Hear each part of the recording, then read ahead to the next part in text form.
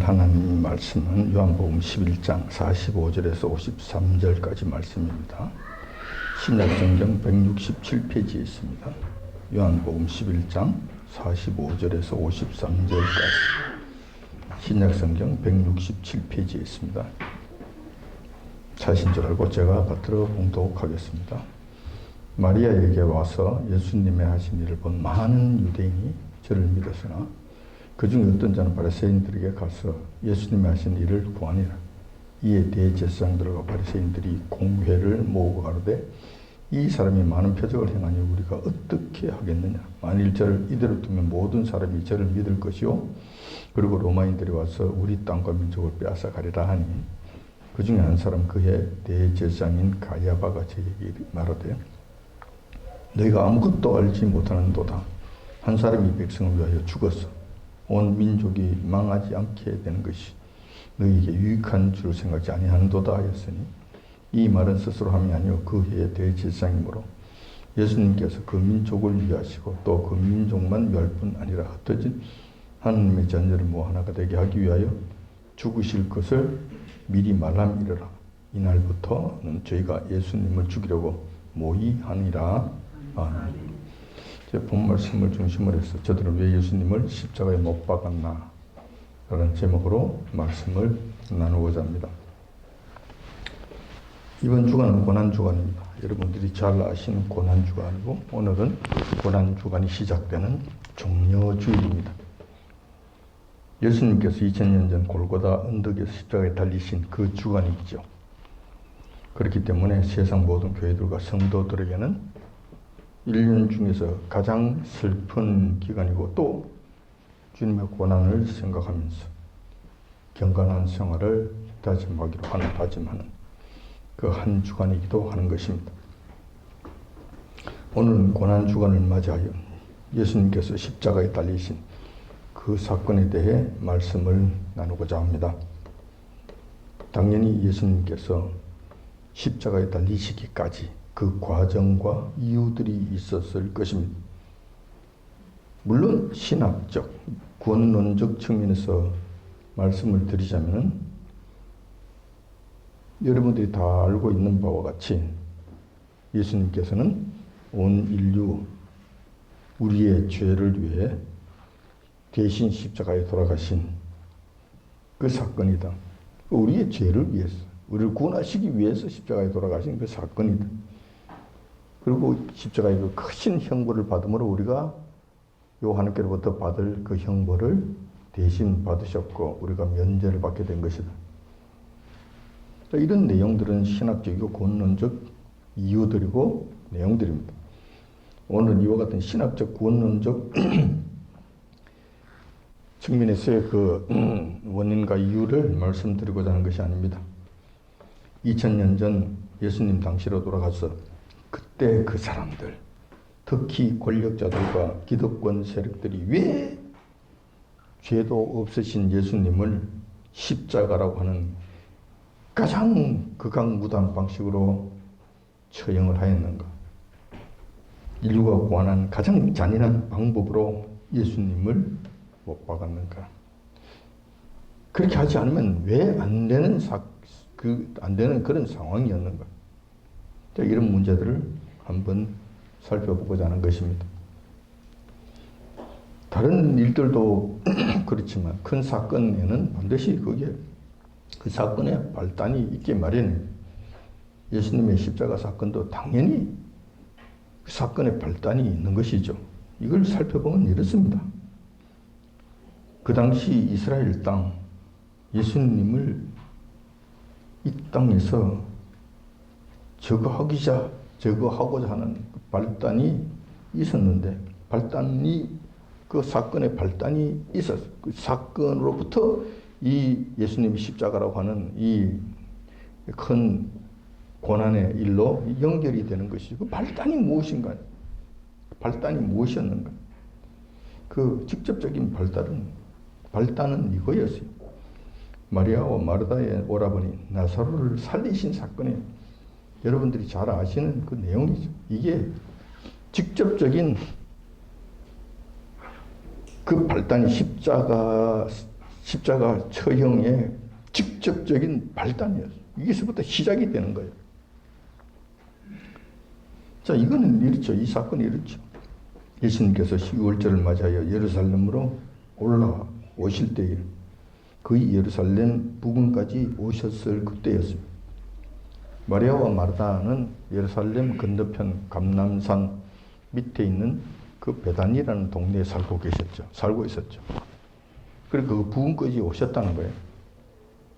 그런데 마리아와 마르다의 오라버니 나사로가 큰 병에 걸렸는 거예요. 그때 마침. 근데 이것이 거의 인간의 눈으로 보면은 가망성이 없는 정말 큰 병에 걸린 거예요. 당연히 마리아와 마르다는 인편을 통해서 예수님께 그 사실을 전합니다. 물론 이제 가까이 오셨으니까. 얼마 안 되는 거리니까 보낸 거예요. 보내서 속히 예수님께서 오셔서 우리 오라버니 나사로를 좀 고쳐주옵소서. 간청을 한 거예요. 간청을 했더니만 그럼 그래? 그럼 안 되지. 빨리 가서 내가 고쳐줘야지. 자, 이렇게 하실 줄 알았는데 예수님께서는 그 간절한 간청을 듣고서도 즉시 움직이지 아니하십니다. 오히려 그 부근 마을에서 그냥 오히려 더 지체를 하시는 거예요. 오히려 가지 아니하시고 더 지체를 해버리시는 거예요. 그러시다가 나사로가 죽은 다음에도 4일이나 더 지난 다음 그때 지나서야 마리아와 마르다의 집을 찾아가게 된 거예요. 그때 가시게 된 거예요. 자, 4일이나 지났으니까 당연히 장사를 지냈죠. 이스라엘 백성도 우리하고 달라서 3일장, 5일장 이런 거 없습니다. 그날 죽으면 그날 해 지기 전까지 바로 처리해버립니다. 장사 지내버리는 거예요. 낮에 죽으면 그렇게 하고 밤에 죽으면 그 다음날 저녁까지는 무조건 장례를 치릅니다. 그리고 다시 말해서 무덤에 갖다 넣어버린다는 이야기죠. 그러니까 4일 됐으니까 벌써 장례식 끝났고 그 유대 지방에 봄이나 가을, 여름 이 날씨 때는 꽤 낮에는 좀 덥습니다. 그게 낮에는 더워요. 그러니까 특별한 조치를 취하지도 않는 나사로의 죽음, 나사로의 시체를 장사를 지냈고 4일이 지났으니까 이제 그 살이 그냥 썩어 들어가는 거죠. 부패가 되는 것이죠. 냄새도 나고 그 살이 썩어서 물이 흐르기도 하고 진물이 흐르기도 하고 자, 이 지경이 돼버린 거예요. 이 지경이 된 거예요. 이 지경이 되어서 그때서야 예수님이 오신 거예요. 그래 나사로가 죽어도 금방 죽은 것이 아니라 완전히 죽어서 푹 그냥 완전히 죽어서 이제 더 이상 인간의 힘으로는 인간의 눈으로는 어떻게 할 수 없는 그 지경이 되었을 때 오신 거예요. 찾아오셔서 나사로의 무덤으로 안내를 하라고 말씀하십니다. 그러니까 마리아가 와서 예수님 진작 오셨으면 우리 오라버니를 충분히 고치실 수 있는데 지금은 끝났습니다. 지금 벌써 끝났습니다.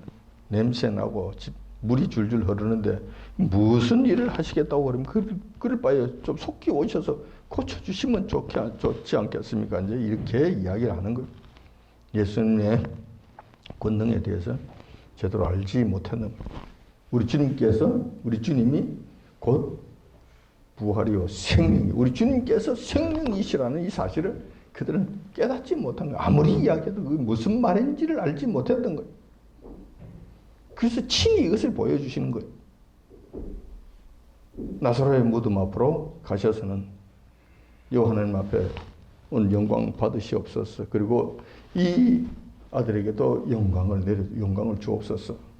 기도한 다음에 바로 나사로야 나오너라. 말씀 한마디 하니까 그냥 나사로가 그냥 살아나온 거예요. 붕대를 칭칭 감은 상태로 그대로 미라가 그냥 벌떡 일어나더니 그냥 걸어 나와 버려요. 그리고 주님께서 모든 생명의 근원이 되신다는 거예요. 이 세상 모든 사람들이 죽어서 그냥 살은 썩어져 없고 뭐 뼈다구가 굴러다니는 이런 형태가 된다 하더라도 우리 주님께서 이 인간들아, 이 사람들아, 살아나라, 일어나라 말씀 한마디만 하시면 나사로처럼 다 살아나는 거예요. 그 말씀 한마디로 끝나는 거예요. 그래서 주님께 생명이 있다고 말씀하시는 거예요. 이 사실을 보여주고 싶었던 거예요. 나에게 생명이 있다는 이 사실을 가르쳐 주고 싶었던 거예요. 우리 주님께서는 내 말 한마디로 죽은 사람들이 다 살 수 있다, 살아날 수 있다는 이 엄청난 희망을, 인류가 풀지 못한 이 안타까운 이 사실을 단번에 그냥 해결해 보시죠. 그 일을 해 주셨다는 거예요. 자, 이 광경은 그때 당시에 마리아와 마르다 자기 식구들만 본 것이 아닙니다. 예수님 부근에 예수님께서 6월절날 예루살렘으로 가신다고 하니까 주변에 수많은 사람들이 따라다녔죠. 왜냐하면 예수님께서 뭐 재미있는 일들을 많이 하시니까, 퍼포먼스가 크니까. 특히 나사로를 살리시는 이 장면에 가서는 그들은 뭐 굉장한 뭐 클라이막스 아니겠습니까? 진짜 뭐 어떻게 되는가 싶어 눈이 번쩍거리고 난리가 났을 거 아니에요. 수많은 사람들이 따라와서 그 광경을 보는 게 어떻게 될 것인가. 근데 말씀 한마디로 살았어. 미라처럼 붕대를 감은 처럼 걸어 나오는 이 모습을 보고 그들이 완전히 아마 놀라 자빠졌을 거야. 세상에 이런 일이 있을까? 그들은 큰 충격을 받았을 것이고, 이 엄청난 사건은 이번 입과 입을 통해서 삽시간에 예루살렘에 쫙 다 퍼지게 됩니다. 쫙 다 퍼지게 됩니다. 예수님이라는 한 분이 계시는데 나사렛 출신의 촌 사람이라 그러더라. 그가 선지자래. 근데 그가 한 말씀 하시니까 죽은 자가 벌떡 일어나는데 그는 도대체 믿을 수 없는 일이야. 근데 우리 눈으로 봤거든. 이렇게 돼. 그래서 그때 예루살렘에 수많은 백성들이 웅성웅성하면서 이렇게 된 거예요. 그렇다면은 그분이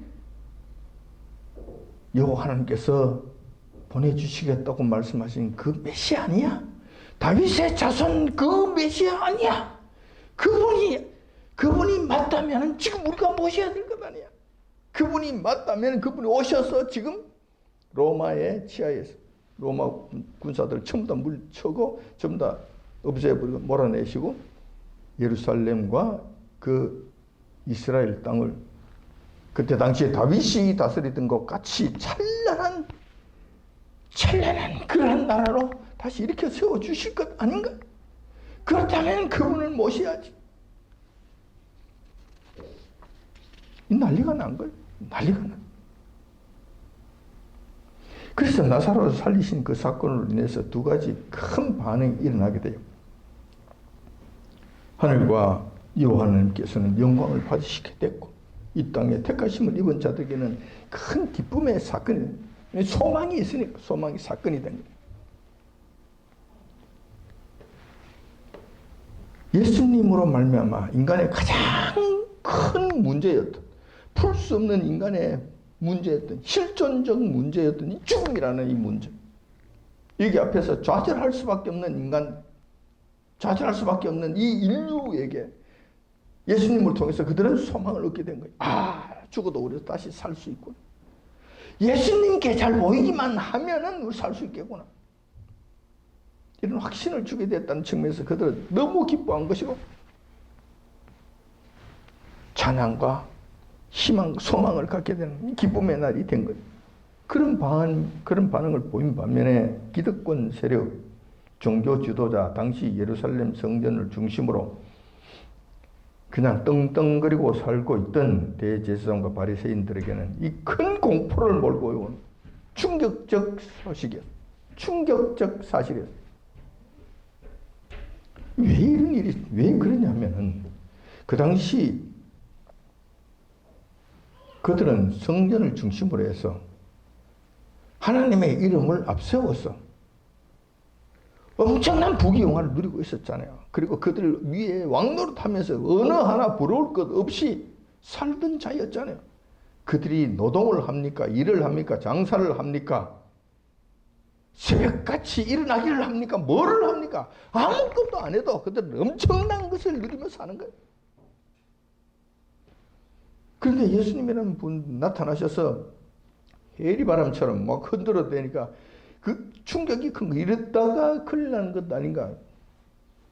당황하기가 그지없는 거. 잘못하면 큰일 나겠구나. 자, 이 부분에 관한 상황이 본문에 잘 기록되어 있습니다.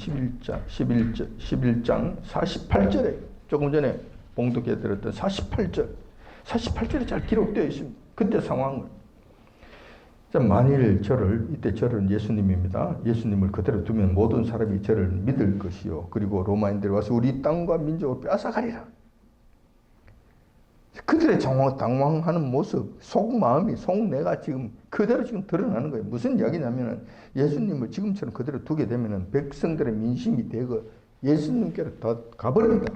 향하게 된다. 그리고 그분을 따르게 되어 있다. 자, 그렇게 되면 우리는 뭐 먹고 사나? 우리에게는 오는 사람이 없는데, 우리를 지지하는 사람이 없는데, 우리에게 와서 헌금도 하고, 봉사도 하고, 예물도 드리고, 뭐 이렇게 해야 그걸로 우리가 먹고 사는데, 누리는데, 너 필요 없어. 그리고 지금 다 가버리면 우리는 뭐 먹고 사느냐? 종교 장사를 하더라도 백성들이 대거 몰려와야 종교 장사를 할 수 있잖아요. 근데 사람들이 안 몰려온다면, 우리에게 몰려오지 아니하고 예수님께로 다 가버린다면 우리에게 그동안 주어졌던 부귀영화도 같이 사라져버리게 된다. 아, 이거 공포죠. 큰일 난 거죠. 한마디로 말해서 죽을 맛이 된 거야. 죽을 맛이 된 거라. 이것을 지금 그들이 그대로 지금 기록해 놓고 있는 게 내용이죠. 48절 다시 한번 보면 만일 저를 그대로 두면 모든 사람이 저를 믿을 것이요. 그리고 로마인들이 와서 우리 땅과 민족을 뺏어갈. 자, 이렇게 되는 거예요. 자, 그래서 그들은 야, 이 큰일 났네. 그래 부랴부랴 산헤드린 공회를 소집하게 된 겁니다. 회의 제목은 아마 이럴 거예요. 시국 안정을 위한 긴급 대책 회의. 뭐 이 정도 아니었겠나 생각이. 그들에게 있어서는 이게 시국 안정을 시켜야지. 원래 자리로 되돌려야지. 자, 이걸 위한 대책 회의를 한 거예요.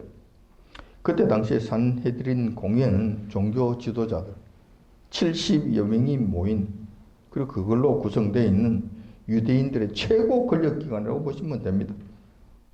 최고 권력기관. 자, 물론 로마 황제의 통제하에 있기는 하지만 유대교 종교와 관련된 문제는 스스로 처리할 수 있는 전권을 부여받은 그런 기관이었어요. 그래서 이들은 종교 문제와 관련해서는, 종교 재판과 관련해서는 죽이기도 하고 살리기도 하는 이 정권을 부여받은 최고의 권력기관이죠. 웬만하면 간섭하지 않습니다. 내버려둬요. 그러니까 그들은 산헤드린 공회에 뭐 지금으로 이야기할 것 같으면 뭐 국회의원쯤 되겠죠. 70명으로 구성된 최고 권력기관. 이 70명 중에 한 명이 되면은 그 영예가 대단하죠. 먹고 사는데 전혀 지장이 없죠. 그 영광이 대단하죠. 그 지위가 대단하죠. 국회의원만 돼도 뭐 보좌관이 9명이 붙잖아요. 9명. 그 권세가 대단하잖아요. 그건 마찬가지예요. 이들은 이 산헤드린 공회에 한 자리만 얻게 되면은 뭐 그건 그냥 평생 그냥 끝난 거예요. 평생 삶이 끝나. 그래서 이들이 긴급 회의를 하게 된 겁니다. 자, 그 회의 결과는 오늘 본문에 잘 기록되어 있습니다. 50절부터 50절에 그 말씀이 기록되어 있습니다. 회의 결과는 이렇게 된 거예요. 한 사람이 백성을 위하여 죽어서 온 민족이 망하지 않게 되는 것이 너에게 유익한 줄을 생각지 아니하는도다. 이렇게 해야 된다는 거예요. 한 사람 예수님 하나만 그냥 없애버리면은 후원이 없을 거 아니야. 그러면은 다 끝나는데 뭐 딴 생각할 거 뭐 있느냐. 이제 회의 결론이 이렇게 나온 거야.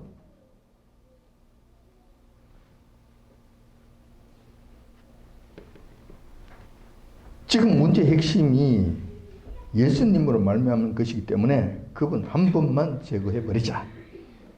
그러면 나라가 망하지 않게 된다. 자, 이 말씀이 이런 말씀이죠. 이런 주장이죠. 그런데 나라가 망하지 않는다. 그들이 지금 여기서 본문에서 말씀하고 계시는 명분으로서 나라가 망하지 않는다라는 이 말이 사실인가? 사실인가? 그때 당시 그들이 주장하는 나라라고 하는 것이 사실인가? 이걸 우리가 좀 더 생각해 보지 않을 수 없는 거예요. 그 당시 이스라엘은 여러분 잘 아시는 바와 같이 로마 통치하에 있었습니다. 로마 황제의 땅이었고 황제의 통치하에서 그냥 그 속국이었어요. 종교의 자치권만 겨우 부여받아서 살고 있던 그런 시대였습니다. 근데 주권 있는 나라라고? 그 나라가 망한다고? 망하기는 무슨 망해? 벌써 망했는데. 없는데, 나라가 없는데. 나라라고 떠들어대고, 이로 말미암아 나라가 망한다고 떠들어대는 이게 무슨 소리냐는 거야. 이게 말이 되느냐는 거야. 말이 안 되죠. 나라가 없어. 벌써 망했어. 그들의 주권은 없어. 로마 황제에 속해 있는 그 땅이었어요. 근데 있다고 소리를 하는 거예요. 아마 종교 지도자들이 그때 말하는 나라라는 것은 아마 이렇게 될 것 같아요. 그들의 주권, 산헤드린 공예회의 주권, 그들이 누리고 있던 그 권세, 다시 말해 종교 재판을 할 수 있는 그 권세, 이것이 무너지는 것을 의미하는 것이 아닌가 생각이 돼요. 무슨 이야기냐면은 예수님으로 인해서 나라가 시끄럽게 되고 자기들은 또 다투게 되고 이러면 뭐 두 파가 갈라져서 제사장파, 예수님파 서로 충돌이 일어나고 나라가 시끄럽고 옥자지껄하게 되면은 로마 당국에 의해서 종교 자치권을 박탈당할 우려가 있다. 야야야야, 안 돼. 너희들 하는 거 보니까 안 되겠어. 이걸로 시끄러우면 우리 통치에 문제가 있단 말이야. 그런데 시끄러우면 안 돼. 그러니까 치우. 뭐 종교 재판이고 뭐 종교 자치권이고 안 돼. 그런 거 안 돼. 우리 통자에 들어가. 자, 이렇게 되면은 그들이 다른 백성들은 어차피 가진 것이 없기 때문에 문제가 없어요. 그래서 산헤드린 공예 회원들에 의해서 덜덜 뽑기는 거나 로마 황제 치하에서 덜덜 뽑기는 거나 뭐 또 덜덜 뽑기는 건 마찬가지이기 때문에 뭐 아무 생각이 없습니다. 뭐 있든지 없든지 상관없어요. 어차피 힘드는 삶이니까. 반면에 상헤드린 공예 대제사장들과 바리새인들은 죽을 맛이지. 왜냐하면 빼앗기고 나면 이제 없잖아요. 행사할 곳이 없잖아. 하루아침에 쪽박 차는 신세가 된다는 거. 그래서 이걸 두고 나라가 망한다고 떠들어댄 거. 나라가 망한다고 그렇게 떠들어댔던 것으로 보입니다. 가정스럽죠. 가정스럽고. 말을 해도 좀 진실되게 말을 해야 되는데 이렇게 더럽게 말을 한다니까. 사실 예수님께서 하신 일을 가만 살펴보면은 죽을 만한 잘못을 저지른 것이 있는가? 없습니다. 그들이 죽여야 될 만한 그런 죄를 지은 것이 있는가? 없습니다. 지금 문제가 된 것은 나사로 살리신 사건이잖아요. 이것이 죽일 만한 사건입니까? 안 그러면 장려할 만한 사건입니까? 안 그러면 그것을 너무 참 소중한 우리 인생의 근본적인 문제를 해결하는 어마어마한 사건으로 그들이 추앙해야 될 일인가? 한번 생각해 봐야 될 일이죠. 그냥 단순하게 보더라도 예수님께서는 그럼 나사로라고 하는 그 남자를 살리심으로 인해서 마리아와 마르다 두 자매의 안나를 지켜주셨잖아요. 두 자매만 살고 있다면 그들이 그 험한 세상, 그때 당시 상황에서 살아가기 너무 힘들어요. 두 자매가 여자들 둘만으로 살 수 있는 길이 없어요. 뭐를 해서 살겠냐고. 뭐를 해서 그들이 생명을 유지하겠냐고요. 안 돼요. 그리고 외부에 침입이 온다 하더라도 그들이 외부에 도적들이나 강도들이 와서 막 훔쳐가고 빼앗아 간다 하더라도 막을 길이 없는 거예요. 누가 와서 가져가도 밤에 가도 어쩔 수 없이 당할 수밖에 없는 그런 현실이었어요. 그래서 마리아와 마르다에게는 절실한 문제였죠. 오라버니가 죽어버린다는 것은 앞으로 그들의 삶이 보장되지 않는다는 엄청난 사건이에요. 근데 살려서 오라버니로 하여금 그들을 돌보게 하셨으니 한 가정을 살리신 일이잖아요. 가장 간단하게만 보더라도. 이런 일들을 행하신, 이런 일들을 했다면은 나라의 지도자로서 백성을 돌보는 자로서 칭찬해야 될 일이고 감사해야 될 일이. 그런데 그렇게 하지 않았다는 거예요. 아무리 찾아봐도 예수님의 허물은 보이지 않습니다. 그런데 종교 지도자들이라고 하는 작자들이 그리고 그들을 다스리는 어른들이라고 하는 작자들이 그 예수님을 민족의 반역자쯤으로 몰고 가서 죽이려고 작당한 것입니다. 이거 얼마나 악랄하고 가정한 모습입니다. 회의 결과가 이렇게 나왔으니 산헤드린 공의의 결정으로 말미암아 이제는 예수님을 체포하는 일만 남았습니다. 그 확정했잖아요. 자, 죽이자. 확정했어요. 죽이려면 이제 체포해야지. 근데 체포하려면 어떻게 체포할 거냐? 성전 내에 자체 경비병들이 있습니다. 자체 경비병들을 보내서 잡으면 되지 않겠는가? 잡아라. 이렇게 된 거죠. 그런데 지금 대낮에 금방 잡을 수가 없어요. 왜냐하면 지금 예루살렘 성 안에 수많은 유대인들이 물론 아닌 자들도 있지만 상당수의 유대인들이 예수님을 지지하고 있는 거예요. 오, 이분이 혹시 메시아가 아닌가? 다윗의 후손 메시아가 아니냐? 그리고 추정하고 받들고 그분을 따르고 있는데 백주 대낮에 그분을 잡아간다. 그러면 그들의 폭동이 일어나는 거예요. 이게 두려워서 그들은 낮에는 하지 못하는. 그래서 그들이 지금 가룟 유다라고 하는 이 반역자를 돈으로 매수하고 은밀하게 체포하도록 한 거예요. 그 새벽 미명에 겟세마네 동산에 성경 경비병들을 데려가서 그냥 체포하게 됐던 거예요. 이렇게 된 것입니다. 그때 체포당한 그때가 오는 주일 금요일 날 새벽 한 4시, 5시 뭐 이 정도쯤 되는 그 시간대였어요. 그 시간대에 예수님께서 그들이 가룟 유다에 의해서 이제 팔려가시고 성전 경병에 의해서 포박이 되어서 끌려가시게 된 거예요. 새벽 미명이 그렇게 됐으니까 뭐 전격 작전이죠.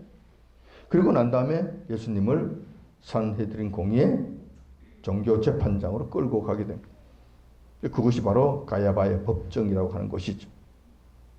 그래서 이제 그곳에서 예수님을 이제 신문하게 하게 됩니다. 네 죄를 네가 알렸다. 빨리 네 죄를 실토해. 그리고 빨리 죽어줘야 되겠어. 빨리 죽어줘야 온 세상이 편안하겠어. 우리도 마음 놓고 발 뻗고 좀 잠을 잘 수 있겠어. 그래 너 좀 죽어줘야 되겠어.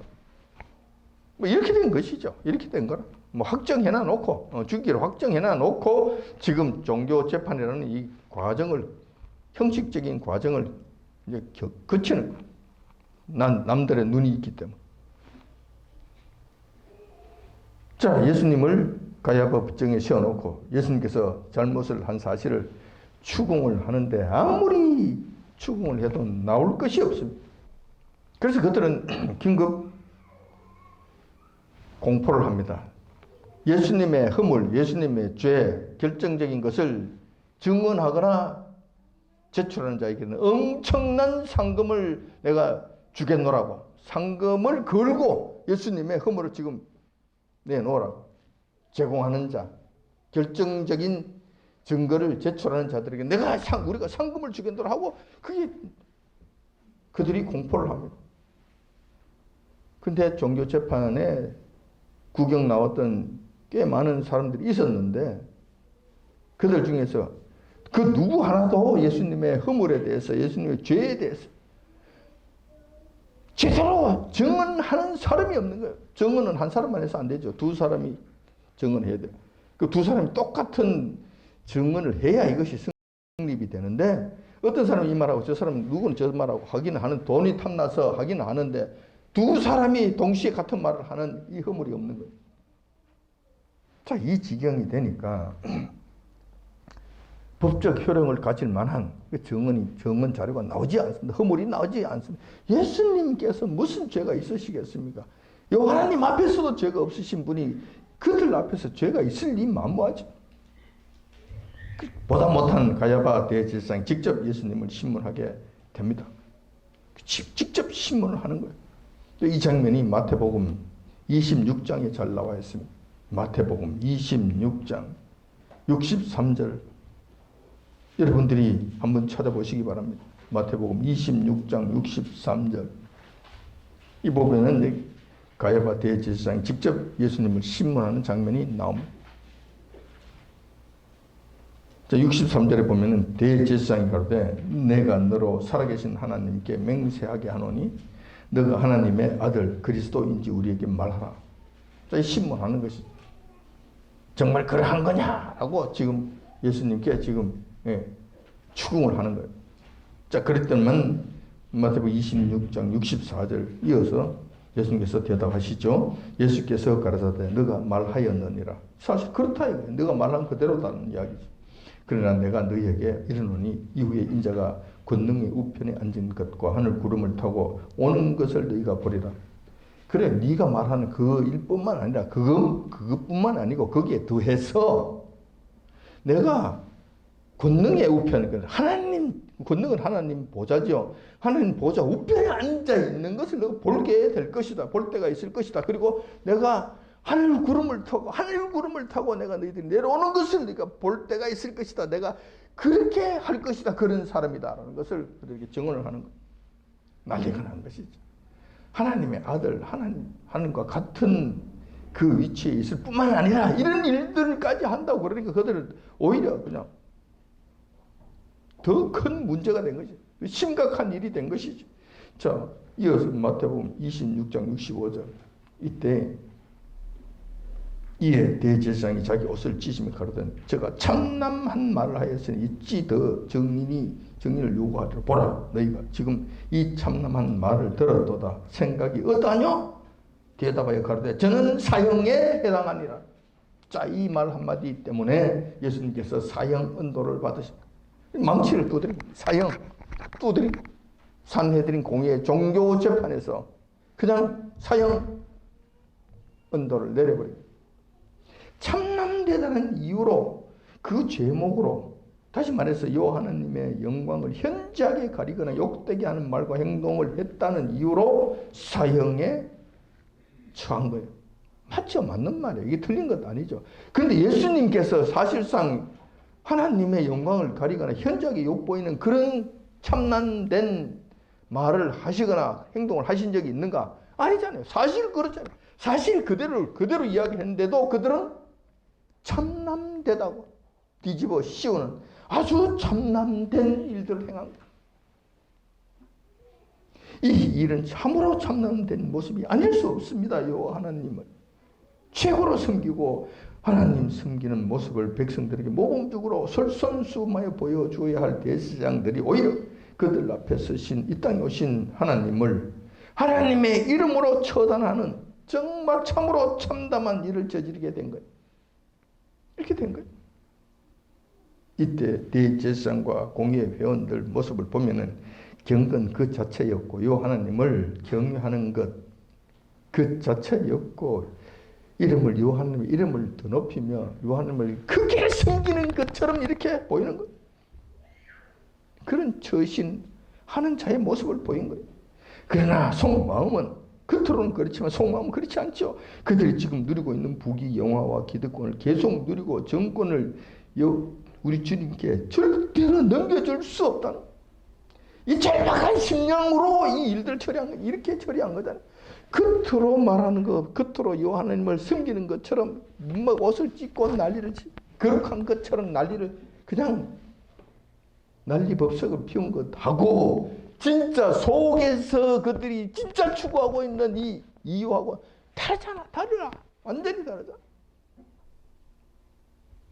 그러니 예수님께서 그들에게 쇠칠한 무덤 같다고, 이 외식하는 자들이라고 그러시면서 이 독사의 자식들이라고 그러면서 그들을 책망하신 것.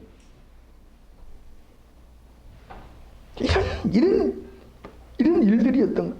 이렇게 예수님을 묻어버리고 나면은 모든 근심과 걱정 문제가 사라질 것이라고 그들은 생각했을 것입니다. 그러나 영적인 일은 그렇게 되는 것이 아닙니다. 세상 만사는 결국 여호와 하나님의 뜻대로 되는 것입니다. 그들 마음대로 되는 것이 아니라는 사실입니다.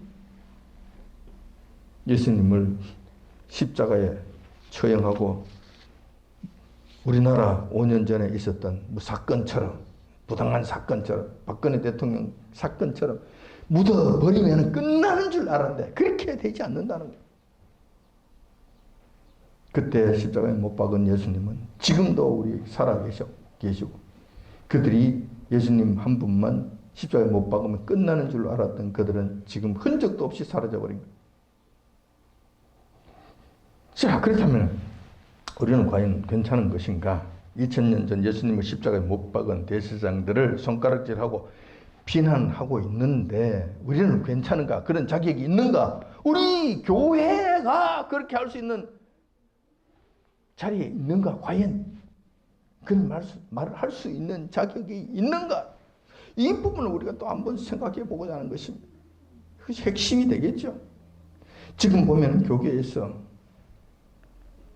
부활절을 맞이하여 2년보다는 못하지만 난리를 칩니다. 난리도 아닙니다. 연합 예배를 드리자고, 부활하신 예수님을 찬양하자고, 우리 이때는 교회들이 하나가 되어서 거창한 예배를 드리자고 난리에 문자가 몇 번씩 오고 그럽니다. 우리 교회는 한 번도 참여한 일이 없지만 큰 교회들이 주도가 되어서 난리도 아닙니다. 촛불을 하나씩 들고 흰 가운을 입고 새벽에 큰 교회나 강당, 운동장 같은 곳에 모여서 거룩한 노래를 부르고 예수님 부활을 찬양하면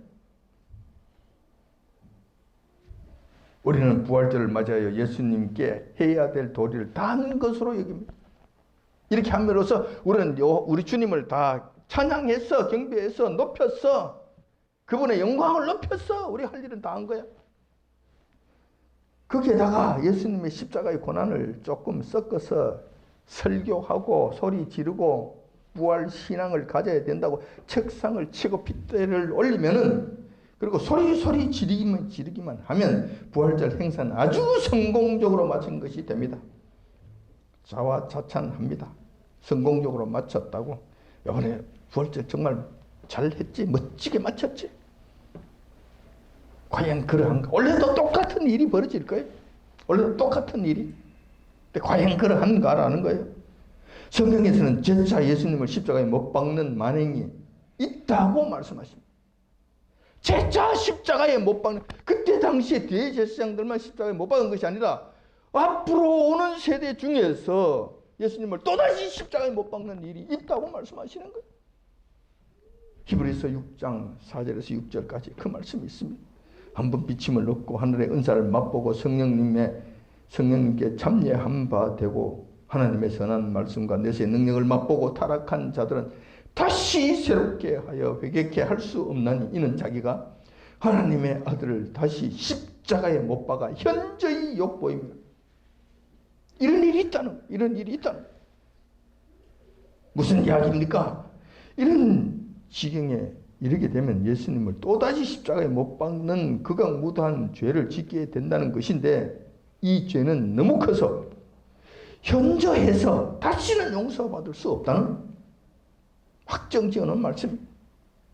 그렇다면 이쯤에서 이 땅의 교회들이 과연 괜찮은가? 이 말씀에 비켜갈 수 있는가? 이 말씀에 저촉되지 않아야 하는가? 이 말씀에 아무런 문제가 없는가? 한번 생각해 볼 필요가 있다는 거예요. 다른 것 시간 없어서 다 여러분들이 말씀드릴 수는 없고 우선 한 가지만 말씀을 드릴게요. WCC 문제입니다. WCC에 가담해서 그들과 한 몸이 된 이 사건을 어떻게 해야 될 것인가? 어떻게 봐야 될 것인가라는 거예요. WCC는 십자가 없이도 구원이 있다고, 그리고 십자가 없이도 구원이 있어야만 한다고 주장하는 이 더러운 사탄의 족속들이 이들과 한 몸을 이루어 그들과 한패가 되겠다. 그리고 그 총회를 우리 대한민국, 이 거룩한 도성 대한민국에서 이 총회를 해야 되겠다고 굳이 부덕부덕 우기는 이 교계의 지도자, 이게 어떻게 된 것이냐. 그렇게 반대하는데도 불구하고 수많은 뜻 있는 성도들이 그 앞에서 대보를 하고 그러면 안 된다고 수없이 간청하고 수없이 떠들고 수없이 이야기했는데 이러해서 안 된다고 이야기했는데도 그들은 그 전부 다 불도저가 물고 들어가듯이 다 갈아 뭉개버리고 감행했잖아요. 그리고 개막 전에 이상한 무용수, 귀신 들린 그 같은 산발하고 튀어나온 무용수가 귀신 춤을 추고 초혼제라고 하는 귀신을 불러들이는 이 행사로부터 시작을 한 WCC 총회가 부산 백스코에서 일어나게 된 거예요. 그 일 이후로 그 일을 통해서 그들이 얻고자 하는 것이 무엇이었습니까? WCC로부터 오는 달콤함, 그들로부터 보장받는 부귀영화, 그것을 탐한 것 아닙니까? 세계적으로 유명해지고 싶다는 것, 그리고 WCC를 후원하는 그 거대한 딥스테이트들의 그 세력들에 의해서 주어지는 부귀영화, 주어지는 그 물질적인, 이거 탐한 것 아닙니까? 그러니까 알면서도, 이것이 잘못된 것을 알면서도 그 길을 간 것 아닙니까? 그들이 이걸 모른다고요? 몰랐다고? 천만의 말씀. 만약에 그 잘못된 것이 안다면은 지금이라도 나와야 되잖아요. 지금이라도 내가 그때 잘못했다고. 그리고 공개적으로 회개를 하고 공포를 하고 지금부터 탈퇴하겠다고. 그렇게 해야 되잖아요. 그런데 그렇게 하는 경우가 한 사람도 없어. 내가 한 사람도 본 적이 없어요. 그때 WCC에 가입한 교단 목사들 보면은 대부분 한국을 대표하는 유명한 목사님들이었어요. 목사님이라는 님자를 붙이지 않겠습니다. 왜냐하면 목사라는 칭호도 아까우니. 여러분들이 할 만한 자들이에요. 그때 주도했던 자들 김삼한, 조용기, 이영훈, 박종화, 김장환. 김장환 알죠? 아시죠? 극동방송. 김장환, 유기성. 여러분들이 전하는 목적에 유기성 알죠? 모릅니까? 한참 뜨고 있는 유기성, 하용조, 곽선희. 하여튼 여러분들이 알고 있는 큰 교회 대단한 목사들이 다 들어갔어. 제가 어제 저녁에 정말 사실인가 사실 아닌가 해서 내가 직접 검색을 해봤습니다. 구글에 들어가서 내가 검색을 해봤어요. 눈이 아프도록 검색을 했어요. 아직도 이런 자들. 근데 이런 자들이 나는 잘못했으니 이제 다시는 그렇지 않겠다고 이제 공포하고 나온 사람이 있느냐고. 한 사람 없어요. 죽었으면 죽었지. 하용조 목사 같은 경우는 죽으면 죽었지. 이거 안 했다니. 공개적으로 회개하고 나오지 않았다니. 조영기 목사도 마찬가지. 뭐가 잘못됐느냐고 떠들어대는 거예요. 이들은 벌써 하늘에 신령한 은사를 맛본 자들입니다. 모르지 않습니다. 압니다. 그들이 행한 결과는 결국 예수님을 현저하게 욕보이고 예수님을 다시 십자가에 못 박는 큰 죄악이라고 하지 않을 수 없습니다. 십자가를 모욕하고 십자가에 침을 뱉고 예수님의 등에 칼을 꼽는 이 반역의 죄, 배도의 죄에 앞장서는 것 아니냐는 거예요. 부활절을 앞두고 고난중을 맞아야 그들이 무슨 부활 행사를 하든 영광의 촛불을 들고 찬송을 하든 그것은 주님을 기쁘시게 하는 일이 아니라 오히려 주님을 모독하는 일이 된다는 것. 좀 생각해 봤으면 좋겠습니다. 우리 주님께서 그걸 원하시겠네요. 우리 역시 마찬가지입니다. 주님의 자녀로서 하늘에 속한 신령한 자들로서 주님의 이름을 현저하게 욕보이는 일을 한다면 세상 사람들로 하여금 주님의 영광을 가리고 십자가의 주님을 욕보이고 더럽히는 결과가 될 것입니다. 정도의 차이는 있지만 알게 모르게 우리 주님을 욕보이게 한다면 우리도 십자가를 저버리는 결과로 이어지게 될 것입니다. 특별히 우리 주님께서 말씀하셨죠. 자기 십자가를 치고 나를 따르라고 말씀하셨잖아요. 그 자기 십자가, 자기에게 주어진 어려움, 자기에게 주어진 고통스러운 것, 자기에게 주어진 그 인내의 일들, 이런 것들 묵묵히 지고 가야 십자가를 욕보이는 것이 아니지. 근데 그게 힘들다고 같은데 던져버리고 짓밟아 버린다?